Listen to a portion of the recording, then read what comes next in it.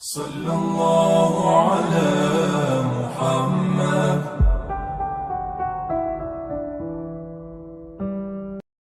ہم نے کتابوں میں پڑھا ہے کہ جب شب قدر آتی تھی نا، مغرب کے بعد لوگ کانپنے لگ جاتے تھے۔ شب برات والے دن مغرب کے وقت لوگوں پہ راشا طاری ہوتا تھا، ہائے کیا بنے گا۔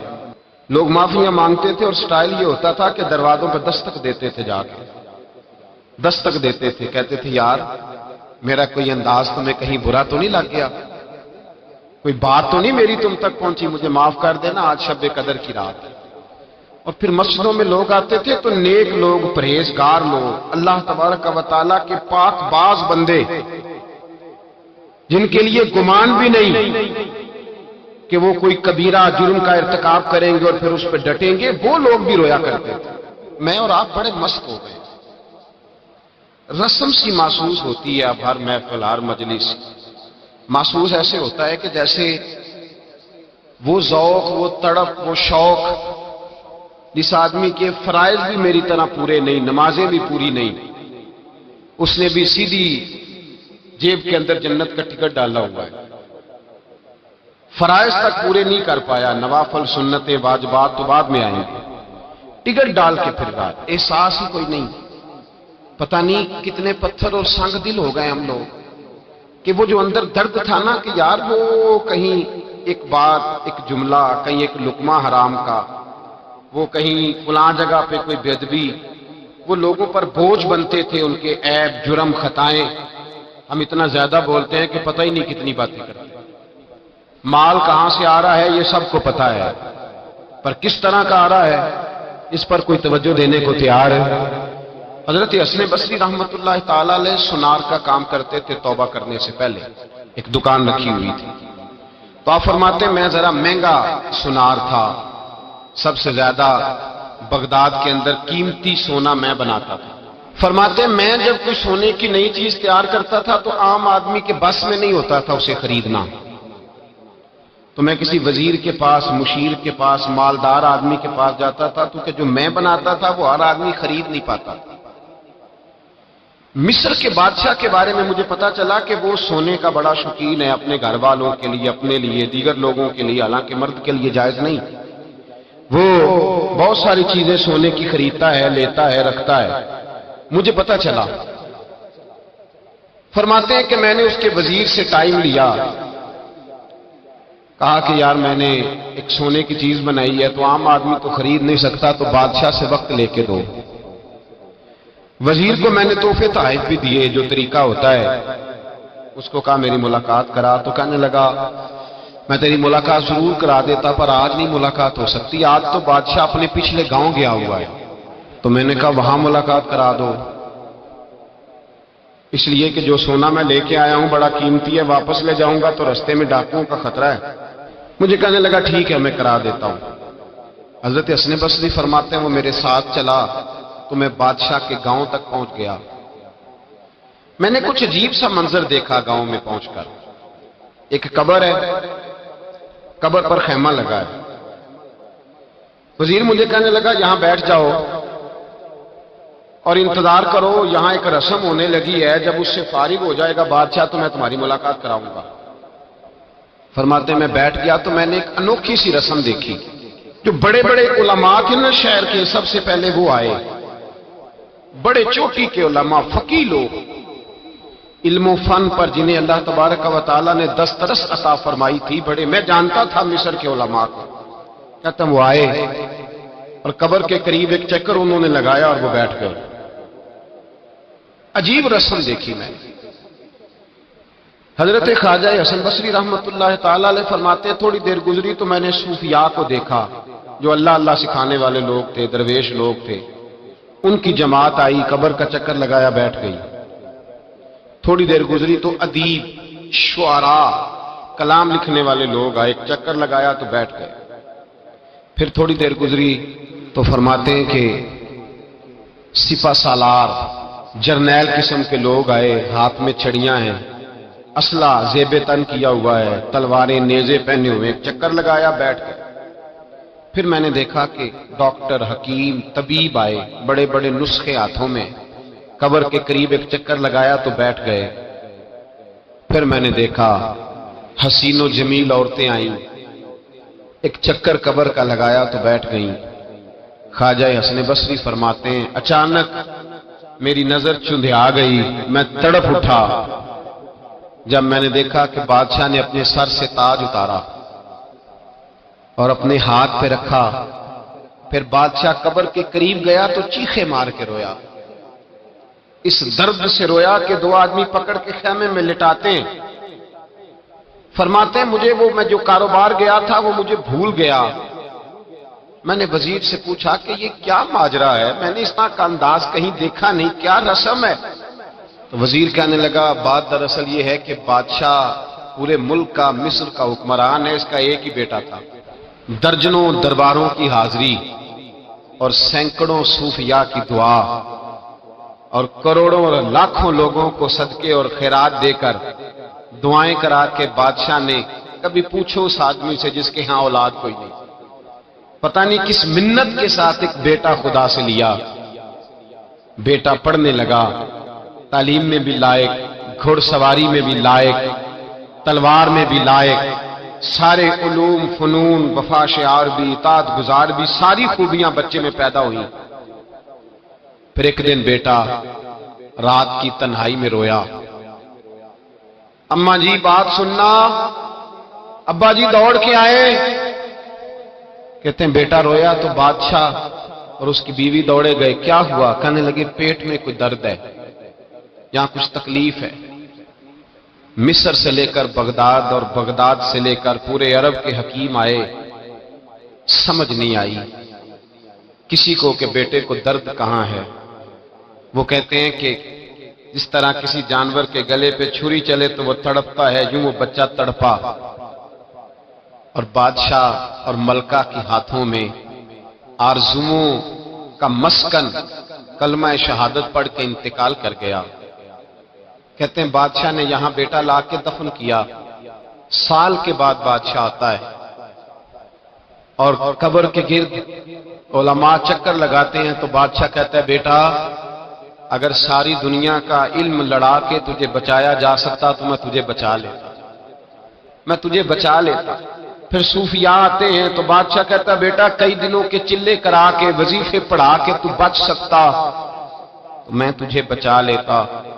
پھر بادشاہ جرنیلوں کا ایک چکر لگوا کے کہتا ہے بیٹے اگر ساری دنیا کی طاقت لڑا کے میں تجھے بچا سکتا تو میں اپنے گھر کا چراغ کبھی بجھنے نہ دیتا۔ پھر بادشاہ کہتا ہے بیٹے دیکھ ساری دنیا کی حسین عورتیں تیری قبر کے پاس کھڑی ہیں، اگر حسن سارا ضائع کر کے تو بچ سکتا تو میں بچا لیتا۔ پھر آخر میں بادشاہ اپنے سر سے تاج اتار کے ہاتھ میں پکڑتا ہے اور قبر کے گرد گھوم کر روتا ہے، کہتا ہے بیٹا میں فقیر ہو جاتا، میں مانگ کے روٹی کھا لیتا، میں جشانیاں دے دیتا، بیٹے میں تیری خاطر حکومتیں چھوڑ دیتا، میں کسی کی مزدوری کر کے روٹی کھاتا، پر میں تجھے مرنے نہ دیتا۔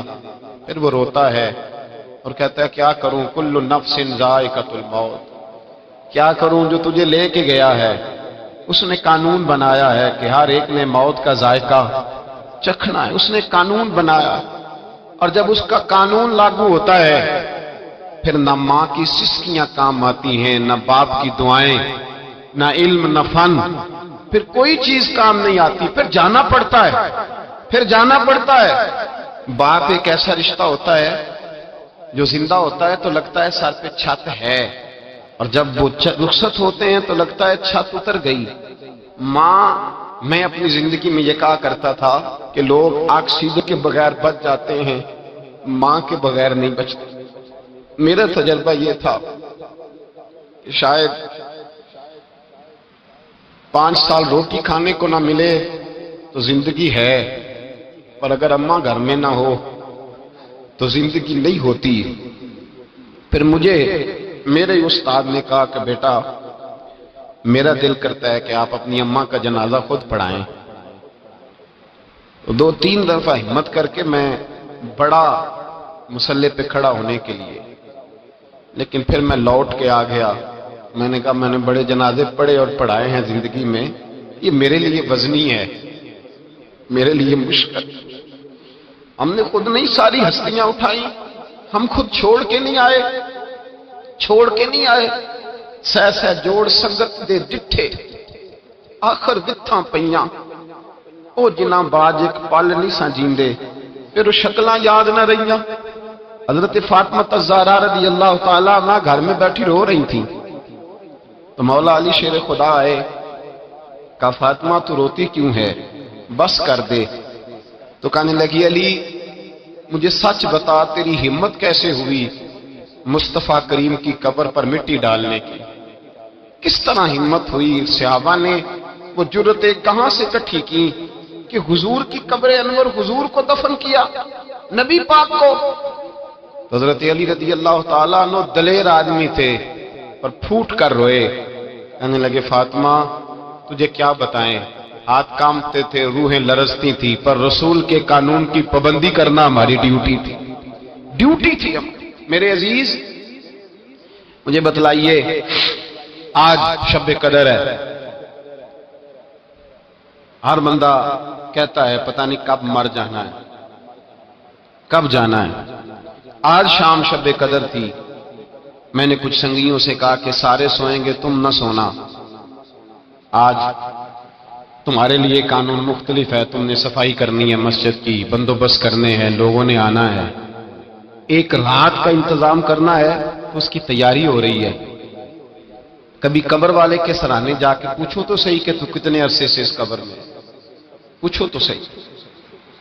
اور درجنوں اور بیسیوں قبریں ایسی ہیں، بیسیوں قبریں جن پر جا کے کھڑو ہو تو پتہ لگتا ہے کہ مدتیں بیت گئیں، کوئی فاتحہ پڑھنے نہیں آیا، مدتیں گزر گئیں، کوئی فاتحہ پڑھنے. شہر خاموشاں جن کو پالا پوسا تھا ان کا بھی اب وقت نہیں نکلتا. او میرے بھائی تیری تیاری ہے، وقت قریب ہے. بچے، بیوی، ماں باپ، رشتہ دار، بہن بھائی، ان کے ساتھ تیرا جو تعلق ہے وہ ٹوٹنے کے لیے بنا ہے. تمہیں جانا ہے، تجھے یہاں سے اٹھنا ہے اور اپنا اپنا حساب اکیلے دینا ہے، اپنا اپنا. ہتھی بکی مٹی پاندے ہاتھ نہیں لاندے ڈرتے. میں نے ایک بیٹے سے کہا کہ اپنے ابا جی کو خود غسل دو، یہ حق ہے. تو کہنے لگے مجھے ڈر آتا ہے، میت سے ڈر آتا ہے. ہتھی بکی مٹی پاؤندے تے ہاتھ نہیں لاندے ڈرتے. جنہ لی تو پاپ کمائے 10 کتھے نہیں ہو تیرے کر دے.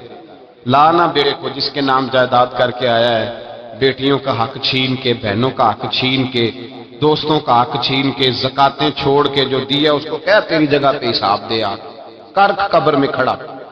اللہ قرآن مجید میں فرماتا ہے سورہ ابراہیم کے اندر کہ لوگ کہیں گے کہ ہمارا مال لے کے ہمیں چھوڑ دیا جائے، ہماری جائیدادیں لے کے ہمیں چھوڑ دیا جائے، پر عرش کا مالک کہے گا نہیں، یہاں وہ سودا نہیں چلتا، حساب دے، بتا. یہ نہیں پتا تھا مرنا ہے، یہ خبر نہیں تھی قبر میں جانا ہے. جس مکان میں رہتے ہو نا کبھی پوچھو وہاں پہلے کون کون رہتا تھا، پتا کرو، معلومات کرو کون رہتا تھا. ٹٹول کر کریت کر دیکھو کتنی لوگ گزر گئے. اللہ فرماتا ہے تو آ مجھ سے معافی مانگ، میں تجھے موقع دیتا ہوں، تیری موت کا وقت قریب ہے، آ جا بار بار مانگ. کہتا میں نے گناہ ہی نہیں کیا تو میں کاہے کی معافی مانگوں. میرے مصطفیٰ کریم علیہ السلام نے فرمایا میں ایک دن میں 100 مرتبہ معافی مانگتا ہوں. حضور معاذ اللہ گناہ کرتے تھے جو معافی مانگتے تھے. ڈٹ کے کھڑا ہے، اس کو ندامت کا آنسو کبھی نہیں آیا، اس کو اپنے گناہ پر رونا کبھی نہیں آیا، اس کو کبھی یہ احساس ہی نہیں ہوا کہ میرے اندر کوتاہیاں ہیں. اسے کبھی میرے اعلیٰ حضرت رحمت اللہ علیہ ایک بندے کے قریب سے گزرے تو رو رہا تھا. فرمایا کیا ہوا؟ کہا حضور میرے کچھ پیسے ضائع ہو گئے. فرمایا چھوڑ، کس پہ رو رہا ہے؟ دنیا داری پہ؟ کہا حضور پھر کس بات پہ روؤں؟ فرمایا رویا کر کہ تیری نمازیں پوری نہیں، رویا کر کے تیرے باپ مرشد اور استاد تجھ سے پورے راضی نہیں، رویا کر اس بات پر کہ تو حقوق پورے نہیں ادا کر پایا، رویا کر کے جو تیرا منصب تھا تو اس کا حق نہیں ادا کر سکا. وہ کہنے لگا حضور میں کوشش کرتا ہوں، مجھے اس بات پہ رونا آتا ہی نہیں. تو آپ فرمانے لگے چل پھر اسی پہ رو لے کہ تجھے اللہ کی بارگاہ میں رونا ہی نہیں آتا. اس پہ رو، یہ تھوڑی رونے کی بات ہے کہ چھوٹی سی دنیا داری کے لیے تو تڑپ اٹھتا ہے، سسکتا ہے، آہیں بھرتا ہے، اور تجھے اس مالک کے لیے رونا ہے، پھر اس پہ رو لے، یہ بھی تو مقام رونا ہے، رو اپنی سعادت پہ، یہ خیال ہی نہیں کبھی آیا۔ تو پھوٹ پھوٹ کے روتا ہے دنیا داری کے لیے، مال و دولت کے لیے، جاہ و منصب کے لیے، اس پہ رویا کر کہ تجھے یہ خیال ہی نہیں کہ میں نے جانا ہے میرے مصطفیٰ کریم سید عالم نور مجسم صلی اللہ تعالی علیہ وآلہ وسلم نے جو حسن، جو رنگ، جو انداز اپنے غلاموں کو دیا تھا، اس انداز کو سمجھیں۔ حضرت عمر فاروق رضی اللہ تعالیٰ عنہ آپ تشریف فرما تھے، مولا علی شیر خدا تشریف فرما تھے، حضرت ابو ہریرہ تشریف فرما تھے، تو حضرت ابو بکر صدیق کا دور خلافت تھا، جناب ابو بکر صدیق رضی اللہ تعالیٰ عنہ نے کہا پانی تو لانا، پیاس لگی ہے، پانی تو لانا۔ تو خلیفہ تھے، امیر تھے، ذاتی طور پہ بڑے مالدار تھے، ایک ساتھ ٹھنڈا دودھ لے کے آئے، کہا حضور دل کرتا ہے آپ دودھ پی لے پانی کی جگہ۔ حضرت ابو بکر صدیق نے دودھ پکڑا، منہ کے قریب کیا تو آنکھوں سے آنسو برس پڑے، تڑپ اٹھے، روئے۔ حضور کیا ہوا؟ فرمانے لگے جس رسول سے سوال نہیں ہونا تھا انہوں نے تو اتنی نعمتیں استعمال نہیں کی، ابو بکر تے تو سوال ہونا ہے، اس سے تو پوچھا جانا ہے نعمتوں کے بارے میں، تو میں لے جاؤ دودھ نہیں مجھے پانی دو، پتہ نہیں میں کتنا وقت میرا باقی ہے تو میں اتنا بوجھ نہیں اٹھا سکتا۔ احساس تھا یار چلو کبھی کبھی صحیح یہ احساس پیدا تو ہونا چاہیے نا کہ میں سویرے سے لے کر شام تک جب میں سوتا ہوں تو سوچ کے، جب بندہ سوتا ہے تو کوئی سوچ ہوتی ہے اس کے ذہن میں، کچھ نہ کچھ سوچ رہا ہوتا ہے۔ مجھے بھی پتا ہے میں سوتے ہوئے کیا سوچتا ہوں، آپ کو بھی پتا ہے، اور جب سویرے پہلی دفعہ آنکھ کھلتی ہے تو پھر بھی کچھ سوچ ہوتی ہے بندے کے ذہن میں، مجھے بھی پتا ہے میں جب اٹھتا ہوں تو سوچ کیا ہوتی ہے، تو آپ کو بھی پتا ہے۔ حضرت امام اعظم ابو حنیفہ رحمۃ اللہ تعالی علیہ فرمایا کرتے تھے کہ جب سونے لگو تو یہ سوچ کے سویا کرو کہ پتہ نہیں اٹھنا ہے کہ نہیں، کلمہ پڑھ کے، توبہ کر کے، ایمان کی تجدید کر کے، اور اللہ کی بارگاہ میں عرض کر کے میں نہ اٹھا تو میرا حساب آسان کرنا، معافی مانگ کے سویا کرو، اور جب سو کے اٹھو تو یہ سوچا کرو کہ اس نے مہربانی کی ہے، مجھے ایک موقع اور دیا ہے زندہ رہنے کا۔ نیند موت کی بہن ہے، اللہم باسمک اموت واحیا، حضور نے فرمایا جب سونے لگو تو کہا کرو کہ اے اللہ میں تیرے نام پہ زندہ ہوتا ہوں اور تیرے نام پہ مرتا ہوں، نیند موت ہے، اسی طرح ایک دن سو جاؤ گے، پکے سو جاؤ گے۔ بھائیو شب قدر ہے، یہ تو معافی مانگنے کی رات ہے، پر میں تو اب یہ سوال پوچھتا ہوں کہ گناہگار ہی کوئی نہیں تو معافی کون مانگے گا؟ ہم نے تو اپنی زندگی پر بہانوں کا، ہیلوں کا، جھوٹ کا، ملمہ سازی کا ایسا ورق چڑھایا ہے چاندی کا کہ ہم تو سارے نیکوکار پرہیزگار لوگ ہیں، اللہ ماشاء، احساس ہی نہیں ہے۔ تو جس بندے کو یہ احساس ہی نہیں کہ مجھ سے گناہ ہوا ہے، معافی کس چیز کی مانگے گا؟ تو پیغام یہ ہے کہ پہلے تو یہ احساس پیدا کریں کہ کچھ کوتاہیاں ہیں، اور جب یہ احساس پیدا ہو تو پھر یہ سمجھ لیں کہ حساب اپنا اپنا دینا ہے، اور جب حساب اپنا اپنا دینا ہے تو پھر یہ بھی سمجھ لیں کہ موت کے وقت کا ہمیں پتہ نہیں، تو اس کا معنی یہ نہیں کہ موت کا وقت مقرر نہیں، وہ اپنے وقت پہ بہرحال وہ آ جائے گی، آئے گی اور لے جائے گی۔ اور باقی جہاں تک تعلق اس بات کا ہے کہ واعظ ہے، نصیحت ہے، گفتگو ہے، وہ ہم روز سنتے ہیں، سنانے والے بھی روز سناتے ہیں، بلکہ اب تو ایک اور بات بھی ہمیں کچھ عرصے سے سننے کو ملی ہے، کہتے ہیں جی کوئی نئی بات سنائیں، کیا کریں؟ کہاں سے نئی بات سنائیں؟ قرآن بھی پرانا، حدیث بھی پرانی، نئی بات، کوئی نئی بات نہیں، کوئی نئی بات نہیں انہوں نے سنائی۔ تو بھائی سوال یہ ہے کہ آپ یہ بتائیں کہ پرانی پہ عمل ہو گیا ہے؟ اگر پرانی پہ عمل ہو گیا ہے تو پھر نہیں سنا دیتے ہیں۔ صحابہ کرام فرماتے ہیں ہم جو کوئی آیت سنتے تھے نا تو گھر جا کے اس پہ عمل شروع کرتے تھے، پھر نہیں سنتے تھے۔ اب تقریریں اور واضح جب ہم کہتے ہیں نا نئی بات سنائیں تو اس کا مطلب یہ ہوتا ہے کہ ہم سرور لینا چاہ رہے ہیں، کان کا ذائقہ لینا چاہ رہے ہیں۔ عمل کرنے کے لیے نا نبی پاک صلی اللہ علیہ وسلم سے کسی نے کہا تھا حضور میں نصیحت حاصل کرنا چاہتا ہوں تو کچھ بتائیں، تو میرے محبوب علیہ السلام نے فرمایا نصیحت حاصل کرنے کے لیے موت کا لفظ ہی کافی ہے۔ موت کا لفظ داؤد تائی کے پاس ہارون رشید نے جا کے پوچھا تھا کہ حضرت کوئی نصیحت کریں، تو فرمانے لگے تیرا باپ کہاں رہتا ہے؟ تو ہارون رشید کہنے لگے بغداد کے قبرستان میں۔ تو کہا تیری اماں کا وہیں ہے، بیوی بچے کا جو رخصت ہو گئے بہن بھائی وہ بھی سارے وہی ہیں۔ تو فرمانے لگے تو نے اتنے جنازے پڑھے ہیں، اتنے لوگ اٹھائے ہیں، میں تجھے کیا نصیحت کروں، میں تجھے کیا نصیحت کروں؟ میرے بھائی اپنے اوپر اس احساس کو طاری کریں، اس احساس کو۔ ہمارے زمانے میں ہمارا یہ مزاج ہو گیا ہے کہ ہم نے دوسروں کی اصلاح کا بیڑا اٹھا لیا، ہم لوگوں کی اصلاح کرنے نکل کھڑے ہو، ہر آدمی سامنے والے سے نقص نکال کے اپنی خوبیاں بیان کر رہا ہے اور کہہ رہا ہے کہ سامنے والا سیاںا ہو جائے۔ بلکہ میں یہ کہا کرتا ہوں کہ اب لوگوں کو اپنی دنیا کی اور دوسروں کے دین کی بڑی فکر ہے۔ دوسروں کو لوگ پیغام دیتے ہیں کچھ رعایت کر جا، مرنا بھی ہے، قبر میں بھی جانا ہے، تو بھائی تو بھی کچھ تھوڑا سا سیاںا ہو جا، تو نے بھی مرنا ہے۔ اب دوسروں کو قرآن و حدیث رہ گیا ہے اپنے نفع کے لیے استعمال کرنے کو، کہ کسی کو جب قائل کرنا ہو تو اس کو کہا کہ ایک صاحب نے کہا مجھ سے ایک دفعہ کہ مسجد کھل جائے گی، میں نے کہا کیا ہوا؟ کہنے لگے قسم ایک ہے اس کے لیے مسجد آنا ہے۔ تو میں نے کہا اس کام کے لیے مسجد نہیں کھولتے، مسجدیں تو نماز پڑھنے کے لیے ہیں کہ ہمارے ذاتی فیصلے دنیا داری کے قسمیں اٹھانے کے لیے؟ یا تو دین نافذ کرو نا، تو پھر دین کے مطابق فیصلہ کر لو۔ مسجدیں اس لیے رہ گئی ہیں کہ چلو چل مسجد بڑھ مسیطیں دے صاحب، اس کام کے لیے مسجد ہے۔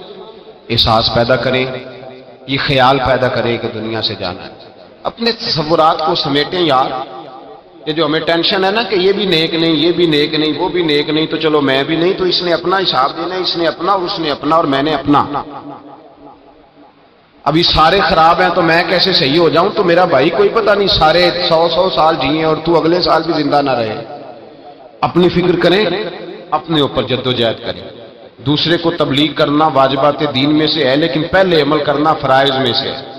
اپنی طبیعتوں کو، روحوں کو بیدار کریں، اللہ کی بارگاہ میں التجا کریں۔ میرے اعلیٰ حضرت فرماتے ہیں اگر تجھے گناہوں کا احساس نہیں تو یہ بھی ایک گناہ ہے۔ اگر تو اپنی غلطی کو غلطی نہیں مانتا پھر تو سب سے بڑا مجرم ہے۔ اپنی کوتاہیاں اپنی آنکھوں کے سامنے رکھیں۔ آج شب قدر ہے، اتنی فضیلت بیان کی میرے نبی پاک صلی اللہ علیہ وسلم کہ حضور علیہ السلام نے فرمایا کہ اللہ پاک اس رات نزول دنیا پر اجلال فرماتا ہے پہلے آسمان پر، اور کہتا ہے آج جو بھی بخشش مانگے گا میں اسے بخش دوں گا، جو بخشش مانگے گا میں اسے۔ یا اللہ تو بغیر مانگنے سے بخش دے، اسے نہیں پتا بخشش مانگنی ہے، پر اللہ کہتا ہے تو مانگ مجھ سے، تو بخشش ایسے میں بخشوں گا۔ اس نے قانون بنا دیا ہے، وہ کہتے ہیں نہیں نہیں کوئی نہیں بخش دے گا۔ وہ کہتا ہے تو مجھ سے مانگ، پہلے آ کے سوال کر، تو سوال کرے گا تو میں تجھے بخشوں گا۔ تو بخشش مانگنے سے اللہ معاف کرتا ہے۔ ایک بات یہ ذہن میں رکھیں کہ بخشش مانگنی۔ دوسرا میرے بھائی اس تصور کو پکا کرے اپنی طبیعت میں کہ توبہ وہ بندہ کرے جو توبہ کی شرائط کو سمجھتا ہے۔ ایک تو محسوس کرے کہ مجھ سے غلطی ہوئی ہے اور فلاں گناہ ہے جو روز مجھ سے ہوتا ہے، ایک تو اس کا احساس پیدا کرے، اور دوسرا یہ خیال کرے کہ میں توبہ کر رہا ہوں کہ میں کام آج کے بعد نہیں کروں گا۔ توبہ کا مطلب کیا ہوتا ہے؟ کام میں آج کے بعد، بولیے، یہ کوئی مطلب نہیں کہ ایک بندہ کہے آج میں نے رونا جی مسجد جا کے ساری رات رونا ہے، تو سویرے کیا کرنا ہے؟ بدلنا ہے کہ نہیں؟ کہتا ہے نہیں میں نے اسی طرح سے کم ناپنا ہے، کم تولنا ہے، جھوٹ بولنا ہے، بدی کرنی ہے، دھوکہ کرنا ہے۔ یہ توبہ نہیں ہے، یہ اس نے رسم ادا کی ہے۔ توبہ یہ ہے کہ تو اللہ کی بارگاہ میں، ہاں یہ الگ بات ہے کہ سویرے نفس نے پھر برگلا دیا، شیطان کے ہتھے چڑھ گیا، لیکن جس کا پروگرام یہ ہو کہ چلو آج شب قدر ہے تو یہ پھر رسم ادا کی، اس نے لفظوں کے گورکھ دھندے میں الجھا رہا ہے، وہ مفاہیم، معنی اور روح تک نہیں پہنچ سکا۔ روح تک جانے کی کوشش کریں، اپنے گناہ اعلیٰ حضرت رحمۃ اللہ تعالی علیہ فرماتے ہیں کہ تیری توبہ تب ہے کہ جب جس گناہ سے تو توبہ کر رہا ہے نا، سویرے پھر بندہ کوئی تجھے اس گناہ میں دوبارہ مبتلا نہ دیکھے، رسم نہ ادا کرنا، جھوٹ نہ بولنا، ایک تو احساس پیدا کر۔ سچ مچ میں کہا کرتا ہوں کہ اللہ سے رزق بھی مانگے، شہرت، عزت، دولت بھی مانگے، لیکن شب برات اور شب قدر کی رات صرف اس سے بخشش کا سوال کریں اور احساس یہ پیدا کریں کہ اللہ تو مجھے بخش دے۔ یہ توجہ کے ساتھ، انہماک کے ساتھ، ساری راتیں تو ہم جاگتے نہیں، کبھی کبھی جاگتے ہیں، بیدار رہتے ہیں، تو جو بیداری کے راتیں ہوں پھر صحیح طریقے سے بیدار رہنا چاہیے، توجہ ہٹا کے ہر چیز سے، چھوڑ چھاڑ، جبر کرے۔ حضرت ابو بکر فرمایا کرتے تھے کہ اگر تجھے رونا نہیں آتا تو رونے جیسا منہ ہی بنا لے، اچھوں کی نقل بھی اچھی ہوتی، شکل ہی بنا لے،